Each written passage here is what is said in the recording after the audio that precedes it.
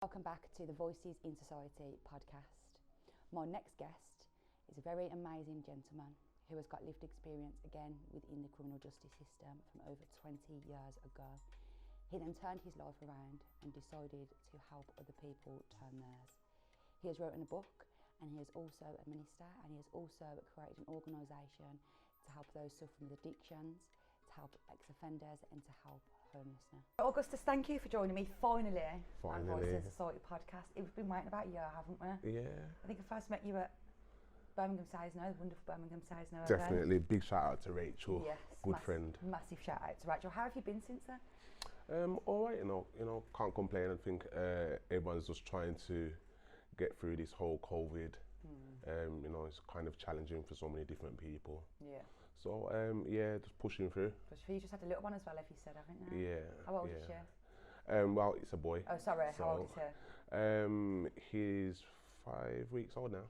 Oh. 5 weeks old. Oh, okay. So I bet that's been, as you say, tiring and challenging. Being with a pregnant woman amazing. during lockdown as well. Yeah. Well, it's been amazing. God bless you and your wife. So can you just let the listeners know who you are? Yeah, so I'm Agustus Stewart. I'm actually a minister as well, and also an author. Yeah. I set up a ministry which is called Setting the Captives Free Ministries. Okay. It's designed to help people who are struggling with addiction, struggling with kind of any areas in their life, and their desire, you know, to kind of break free from whether it be addiction, homelessness, gang culture, knife crime. Okay. So those are the areas that I kind of really specialise in and deal with, and which is all kind of based off lived experience. Oh, okay. Then when did you start that? Setting the Captives Free was... Setting the Captives Free, is it? Yeah, I like that. It's called Setting the Captives Free. It was actually birthed in 2013. Okay. Yeah. So you created it in 2013? Yeah. So when you say through lived experience, talk us through what your lived experience is. So I grew up in a single parent home with just my mother. She's a Christian, so she kind of really instilled some good principles, some good foundations in myself. Yeah. But from a very early age, I really recognised that there was something missing. There's a really deep yearning in my heart, and I recognised very early that was because my dad was not around. Yeah. The relationship just wasn't there, didn't seem often. It was very non-existent. So for me, things kind of took a turn when my mum went to America. Okay. Prior to that, we had actually gone to America. Spent about a year out there. It was absolutely amazing.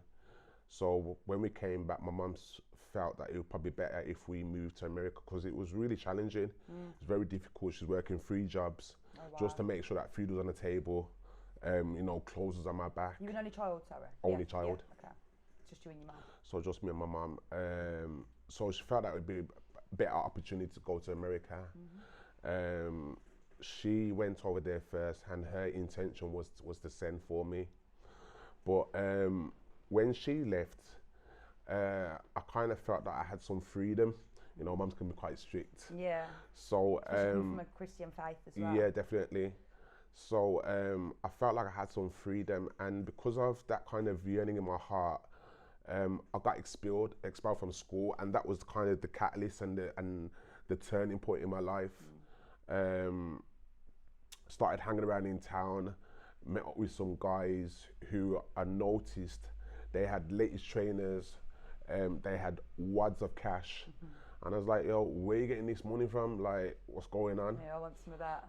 Definitely want some of that. And I built up a relationship with one of them in particular, and it's kind of funny because I kind of looked at him now as a father. You know, he started showing me how to commit crime. Yeah.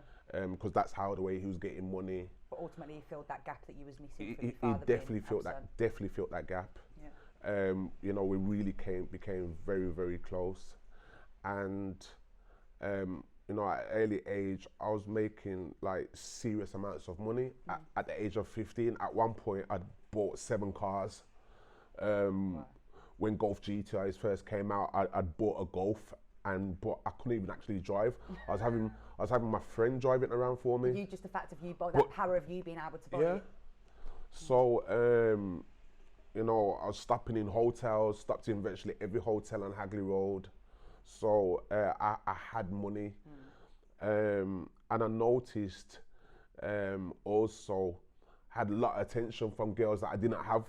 You know, girls that I tried to talk to at school weren't interested, but now all of a sudden, I've got money, I've got a car, like they're interested. Yeah. So like, I was Again, like, it's that power, isn't it? It's like, it definitely is. And I was like, you know what, I can get used to this. Yeah. So, you know, I really tried to, even though I was committing crime, I still kind of, there's certain things I just wouldn't do. You know, I wouldn't rob from old women. Yeah. And there's certain things that, there's a line that was drawn. You had boundaries as a criminal. Yeah, I had boundaries and I just wouldn't do certain things. So, yeah, that was it. And did you end up going to jail? Yeah, I went to prison. So my first sentence was a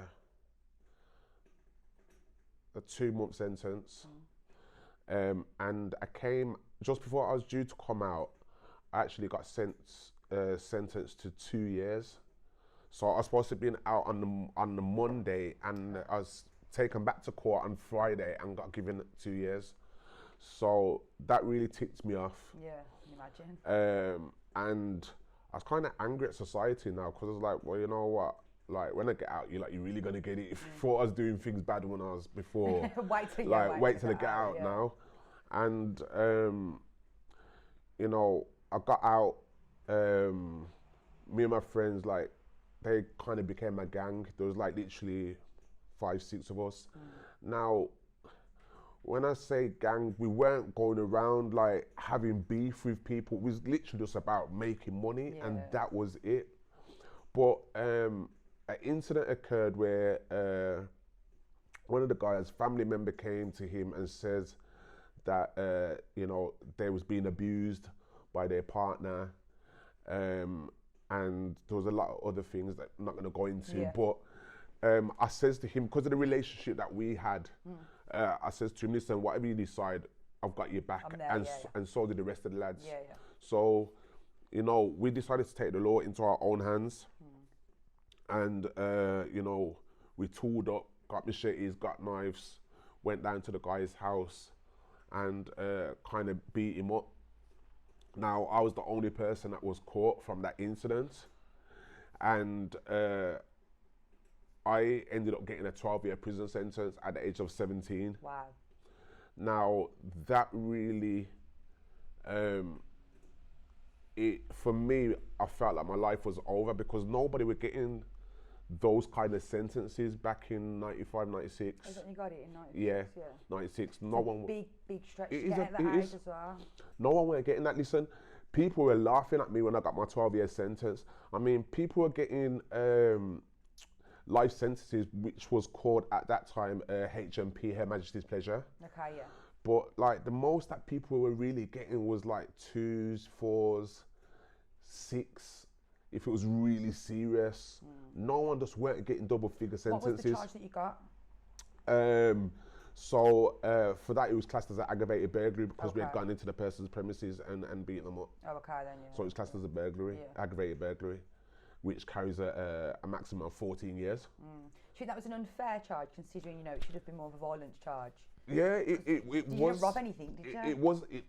It was an unfair charge, literally, because on the same day, someone else, a white gentleman, he had the same exact charge as myself, which was an aggravated burglary, and he got 4 years, but I got 12 years, and even the staff in the cells, like, they couldn't understand, like, because we was even sharing the same holding cell. It was like, how come you got 12 and he got 4? And I was like, I don't know. Do you think you got tried unfairly at being a black male? Do you think that had a lot to do with it? Most definitely. And I think also at that time, racism it still exists today. Yeah, just in a different, Just in a discreet different, form, yeah. discreet form. Yeah. But back then, it was very blatant. I mean, the police, when I got arrested for this, like, they tried to throw me out of the building and says, oh, let's see if this spade can fly. You know, got beat up. I got beat that badly by the police. I got beat that badly by the police.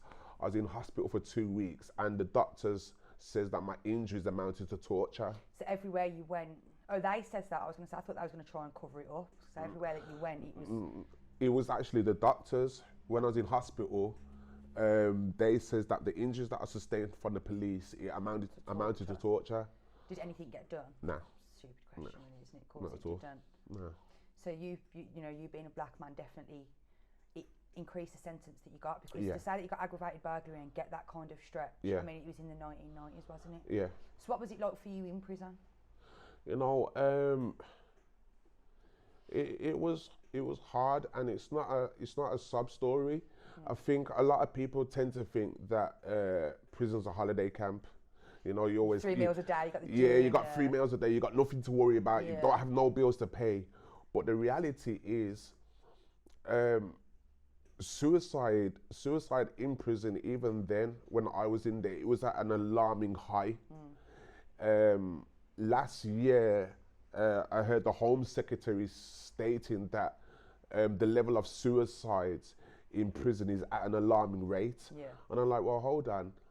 If you're saying this now in 2020, when I was inside, it was an alarming rate. So what is it like now? Yeah, if it was an alarming rate, how many years ago? Yeah. So, I mean, there were people that was literally killing themselves off on a regular. Even a cellmate that I had, he tried, the worst thing about it, he was going home in 28 days. Well, 14 days actually. He got sentenced to 28 days and he was going home in 14 days. But the fact of the matter is, he felt like he had nothing left to live for. He had got caught for drink driving, but his wife had left him.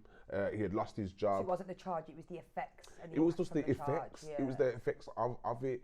And also, being in prison, it does something to your mind. I don't care what anyone has to say. I mean, I've seen literally the baddest men come in there and they've changed once they've gone behind that steel door. So it does have a dramatic effect on people. Well, being in a 4x4 cell with nothing but your own thoughts sometimes, it can change the better of people, can't it? You know, and sometimes a lot of people have lost their relationships, you know, family relationships, spousal relationships as well. So when you've had everything taken from you, it gives that person like, there's no hope, there's nothing to live for. And you know, there was so many times when I was having to battle with that even myself, because I felt like I'm 17 and I've got nothing left. I've got nothing to come out to. You know, so whilst in there, the only way that I could kind of deal with that was drugs. Now, drugs is very readily available inside there. Yeah, probably more valuable inside than it is outside. It is. Yeah. That is just reality of it. There's so much drugs in there. And even inmates were abusing prescription drugs as well. So you always had people, offenders at the end of recreation. Everyone's looking for some way to get high, to escape their thoughts, to escape, you know, how they're feeling. So the reality, prison is not a holiday camp. It's something that does affect people. It does affect the mind as well. For a long period, I got transferred to different prisons, and I started off at Brinsford, went to Swinford Hall. From Swinford Hall, I went to Winson Green. Now, I shouldn't even have went to Winson Green when I did, because I wasn't even 21. So that shows you about the system once again. Now I'm in an adult establishment, you know, trying to deal with my sentence and deal with... Someone that's still, you know, you're a young adult, you still, you're still a child in Yeah. your mind. You've still got a lot of development, a lot of Yeah. psychological development that you need to Very do. much so. So, having to deal with that, it plays on your mind. And in Winson Green, the suicide rate in there, it was crazy. Yeah. I remember one day coming out my cell, and you've got levels in there. So you've got you've got level 1, 2, 3, and 4. Yeah. And a guy's decided to jump from level 4 down to ground floor. And kill himself. You just think of the trauma that would have on people that can see it as well. Exactly. Regardless of what you're in there for. Yeah. Anyone seeing a man jump into his death. Yeah. It's not going to be the easiest And thing to blood, deal with. blood everywhere. It's like, it's not easy to deal with. So for me, it was very challenging, very difficult. Then I went to Parkhurst. They sent me to Parkhurst of all places. Where's that? Parkhurst is the Isle of Wight. Oh, okay. Now that's a Cat A. At the time, it was a Cat A prison. Oh, okay. So you've got the worst criminals in there. You had Charles Bronson in there. You had the Cray twins' brother in there. You had the British Embassy bomber in there. And in terms of their crime and your crime, why are you Nowhere near. Why are you in prisons with people that are mass murderers? Yeah, like it was just it's what they do in the system. If they want to stitch you up and ship you off to somewhere, they can and they will if they want to. And that's where I ended up at Parkhurst. And for me, I was like, how have I ended up in Parkhurst? Like these are now actual gangsters. These are people like you've got the Cray twins' brother in there, like. Yeah, these are historical. These are historical people. You've got Charles Bronson, one of the most feared men in the entire prison system. Yeah, and you've got you how old? Just turning 18. She's just turned 19 and you was going into prisons like that. Yeah. Wow. So I'm really like I'm really starting to take a look at my life now. I'm like, how did I get here from growing up in a Christian home, having good principles, A loving mother, instilled in me. Now I'm in a prison full of people that have notoriety. I think this is what you mentioned in your book, don't you? How that one decision, that one decision can change your whole life, and it's scary to think, if you that one decision and all you was doing was having your friends back, rightfully so. Do you know what I mean? I think even to this day, a lot of people say, well, you had your friends back, but then that one decision changed the course of your life massively. It did.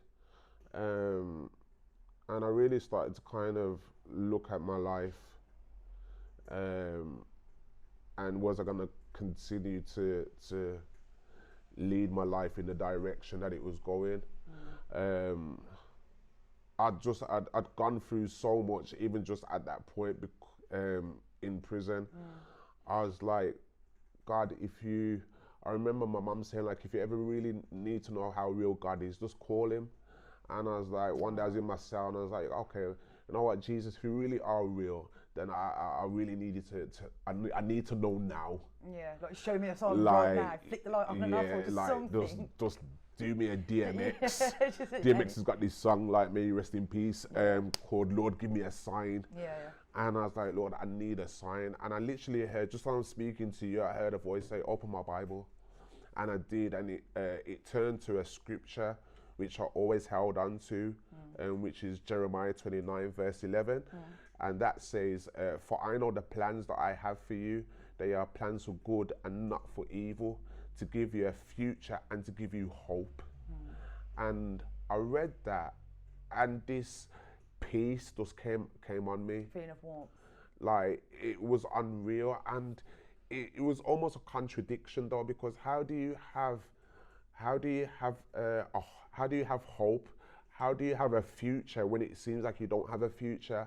But this was something that God was telling me, and I was like, okay, I'm gonna try and hold on to that. You had to trust him in that moment. And I what had else to trust did you him. have to hold on to? Exactly. Yeah. So I began to really kind of just build my relationship with God in prison, and even the prison officers started to notice, that there was a change in me. As a matter of fact, one of the times, one of the prison officers every time he used to come to my cell, he's like, you're one of the most favourite cells that I love to come to, because every time I come to your cell, there's just such a peace there. And I was like... For you to know that though, you having that impact on someone else would have given you a little bit more confidence in your faith as well, wouldn't it? Definitely. So I was like, wow. Then I left from Parkhurst, went to Ashwell. And Ashwell was pretty cool because it's like a semi-open prison. Yeah. But once again, just the drugs, the level of drugs that was in there. You had drugs being thrown over the fence every day, kilos of drugs being thrown over. And it was something that I got drawn back into. And then I had a contract put out on me while I was in there. So for the crime that you'd committed? No, nothing to do with it. I bought some drugs off one of the guys in there, and they turned around and says that I'd robbed them, and nothing of the sort had ever happened. So the contract put on you while you was in prison? While I was in prison. That's crazy, that is. So yeah, someone had put up like an ounce of heroin, and I got jumped by 20 guys. And in there with the extreme drug users in there, they would do that. Ounce of heroin, that's like... that'd be £1 million to us, wouldn't it? It's phenomenal amount of money and what you can do with that inside prison. So you was trying to build up your faith and try and get yourself through the darkest days, and then you was kind of being dragged back as well. Yeah. So you was kind of fighting. So it was this, warfare, physical warfare. Yeah, it was this to and fro. But yeah, I hadn't learned how to kind of deal with some of the emotions that I'd had to go through on a daily basis. You know, instead of praying, I'd go and pick up a spliff. Yeah. You know what I mean? Or go and search for a spliff, or go and search for something that would take my mind off what I was dealing with or what I was going through. So hence, I had the contract put out on me while I was in there. And yet again, God really showed that he was protecting me, because I should have died. Like literally 20 guys in there, they tried to kill me, and I walked out with my life. So again, it was sort of like it was a test of faith, I suppose, wasn't it, for you? It definitely was. It allowed me to know that God really was real, and that he was protecting me, and that he had his hand on my life. Yeah. So finished off my sentence at prior to that I went to North Sea Camp. Spent some time there, then Lincoln, then back to Ashwell, and then I started to get home leaves, and that was kind of like, I'd been in 7 years and change. Yeah. Now coming out to, after being in for so long, a whole world has literally changed. Just become institutionalised. Yeah, the bullying had been made. And because it would have been the Rotunda, wouldn't it? Yeah. And then when you come out, it was a whole new ballroom. It was all new. Town was whole completely different. So you tried to navigate around town, and you thought, where even am I? Yeah, it was completely all new. And then having to go back to prison for a good while after that, and then being released, came out with an addiction, because I was still just struggling. It's very hard, very difficult, trying to navigate through prison, through thoughts, through emotions, through the things that you see in there as well, because the level of violence on a daily basis. So you can desensitised and normalised it, but you can become traumatised as well. It's mad. You don't expect to see people getting hot water with sugar thrown in their face, and their face melting. So there was a lot in that.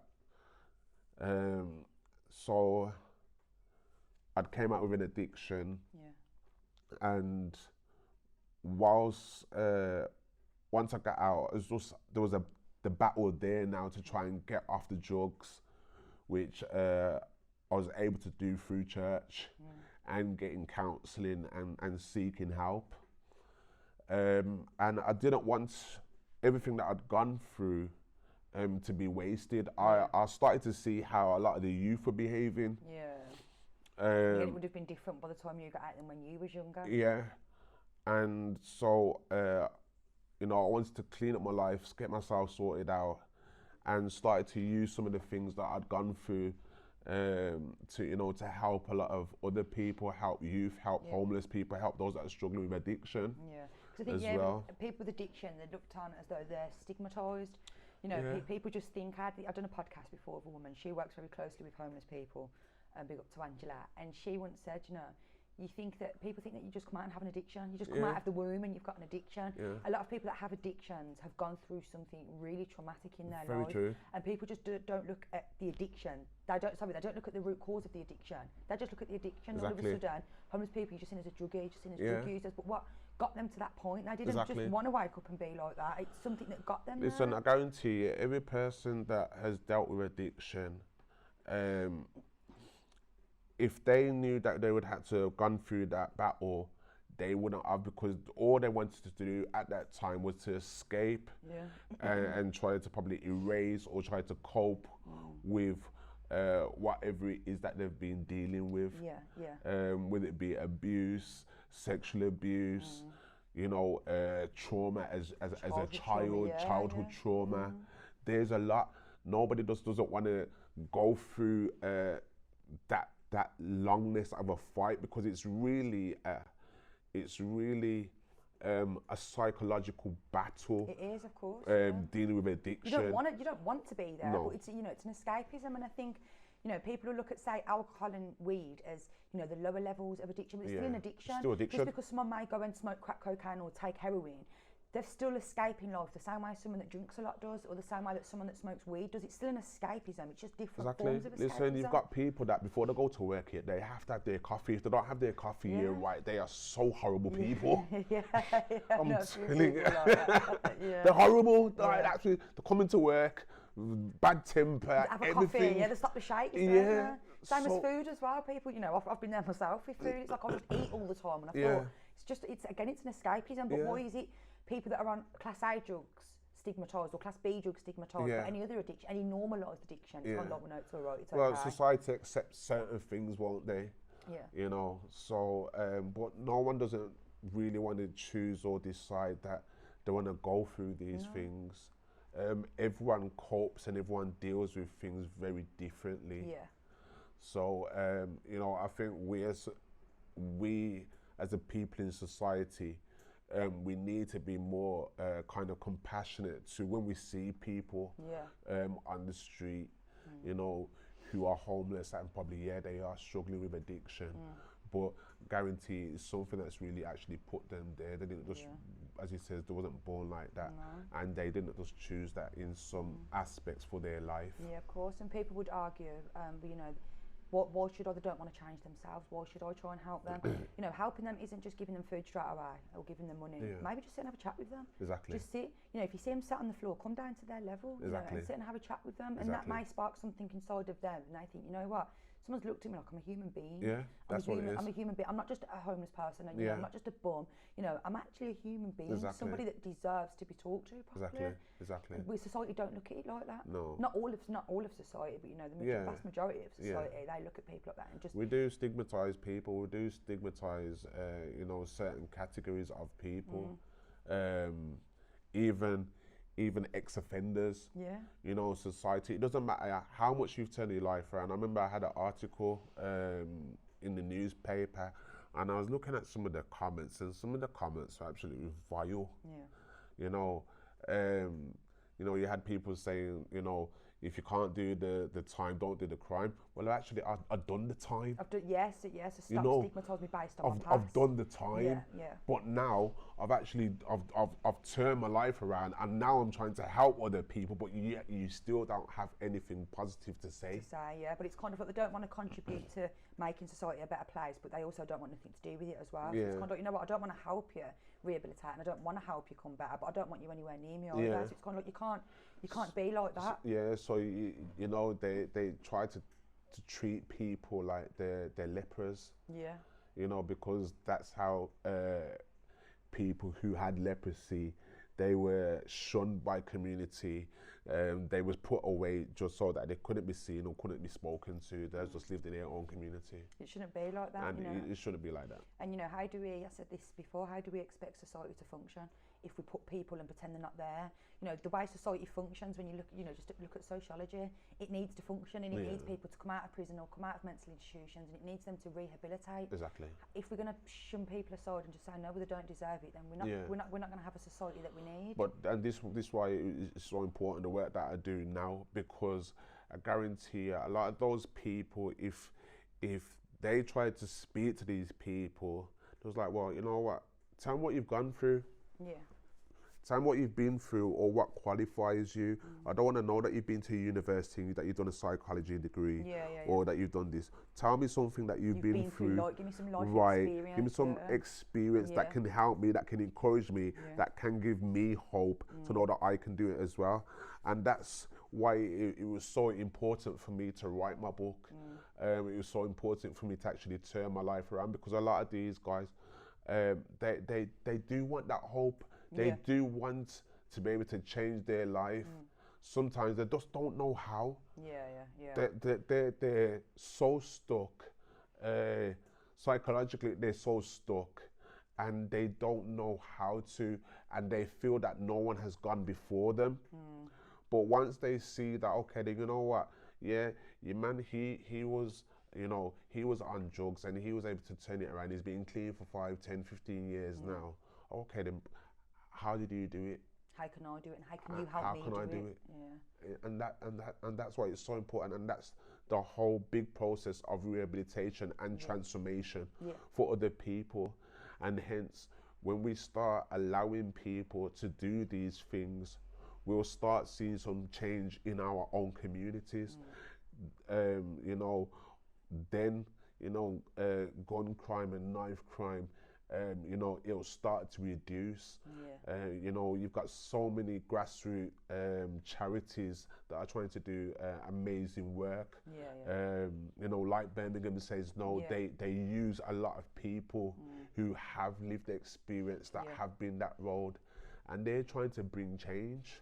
And that's what it's truly about, is trying to bring change so that we can have a better society, so that we can stop seeing a lot of our young men and our young women dying before their time, because so many of them are getting cut down in their prime. Yeah, most definitely.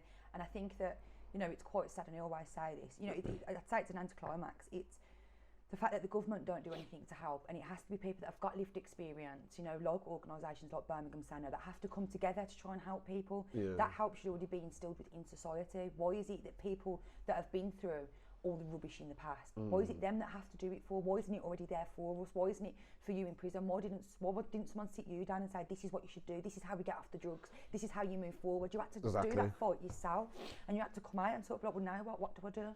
You know, I would have loved, you know, when I was keeping up my badness, for someone to have sat me down and spoke to me, like how I are now going to schools or different places that I go to.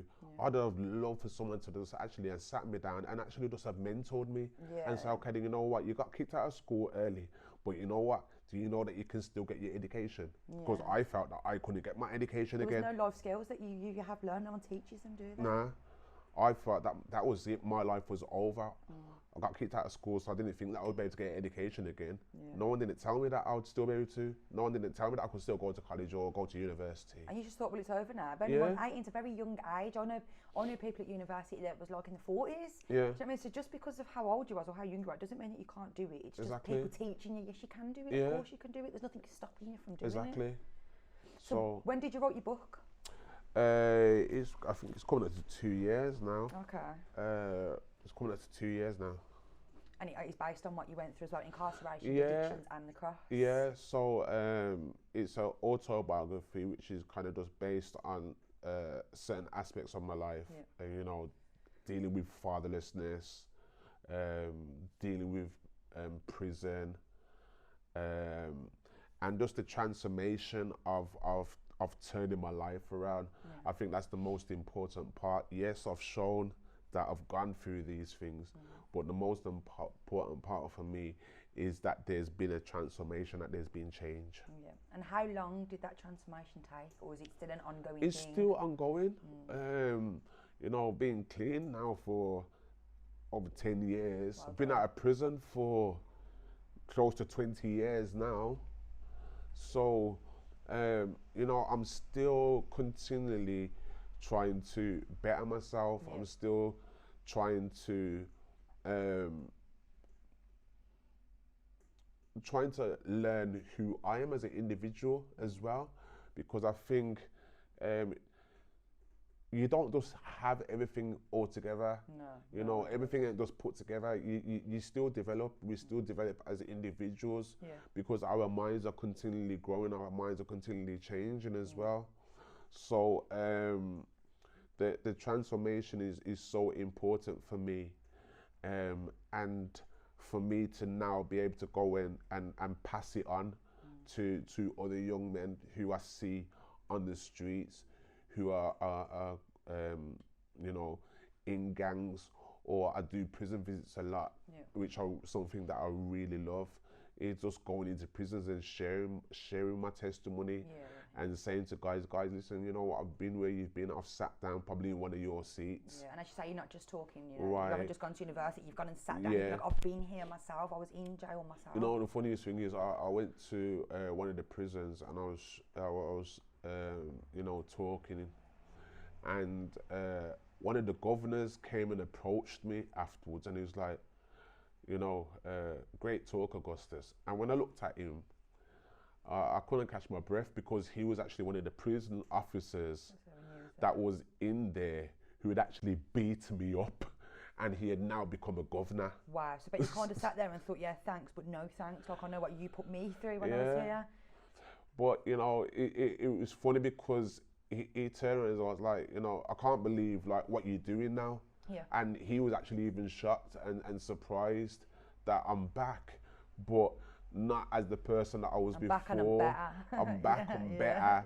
And now, you know, I'm encouraging these young men to get out your face, you know, change their lives. Because you're not doing anything other than suppressing them and beating them and torturing them. And here I am, you know, as I say, it's a shame that it, you know, it has to take someone that's gone through it rather than the people that are paid and the people that are put there to do it. Like prison officers, they're paid for this, but they just see it as a job, don't they? They just, you know, it's like, what, 23 grand a year to be a prison officer? I think you'll get the odd one or two. There's not many that will really take the time to not treat you as a prisoner, but treat you as a human being, and find out, you know, what's led you to get to this place here, and what's your plans when you get out. You know, I don't want to see you back. So you have the odd one or two. But in a pool of how many of them, that's the sad thing. It's rare. It is. It's rare. So going forward, what are your hopes for the future and the present? I mean, you know, during the pandemic, I think everybody's been very limited and very restricted to what we can do. So what are your hopes now going forward? What do you want to achieve? So I really want to establish setting the captives free more. I'm looking to get into a lot more schools, get back into the prisons as well, speaking in prisons. Just looking to do a lot more of the work that I've currently been doing, which is to just help people change their lives. I think one of the most amazing things was I was walking down New Street, and I heard someone shouting like, "Gus, Gus, Gus," and I've turned around and I'm looking, but I can't see anyone that I recognise. And I carried on walking, then I've heard someone calling my name again, and I've stopped, and I saw this young man running towards me, and he's turned and goes, "You know what, you've saved my life." And I'm like, "Who are you?" Like, hi, but I know who you are. I don't know who you are. And he was like, "You came to a prison that I was in, and you know, you shared your testimony." And I went back to my cell, and I had a good look at my life, and I really had the intention of when I come out, he was due to be released like at a certain time. He didn't have long left, but he had made up in his mind that he was going to kill somebody because of something that had happened and something that had transpired while he was in prison. So he was like, "I don't care if I go back to jail, but like, you know, I'm going to get revenge and I'm gonna kill someone. So it's already concreted in his mind that that's what he's gonna do. Yeah, it was like I'm going to, but it was like, you know what, when you spoke, something touched me. I don't know what it was, but something touched me, and I said to myself, you know what? No, I'm not. There's more in me. I'm built differently than this, and I'm not gonna waste my life. Even though what's happened, I don't like it. I do want to get revenge, but you know what? I'm gonna let it slide because there's purpose in me, and you know, he told me that he had gone on to university, he'd got a job, and he was doing amazing, and I stood there and I was like, wow, and I couldn't believe it. So for me, if writing my book and going into prisons and going into schools can just you know, touch one person's heart, then for me that's one of the most amazing things, which you know, that means a lot. And the fact that you have done that, and as you say, you know, you've got people's testimonies of doing that. Why should you not continue to do that? You know, that exactly, as we said earlier, you know, that one decision, that guy, he could have changed his whole life from that one wrong decision. But thanks to you, you know, in your speeches, in your book, and the good work that you're putting out into the community, he was like, you know what, no, I'm not going to do it. I'm currently mentoring another young man who he read my book actually whilst in prison, and he actually became a Christian as well.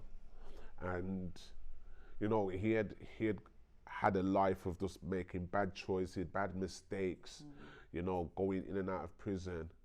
And now, for the first time, he's in a job, he's working, you know, and he's doing absolutely great, and he's trying to build back family ties with his family.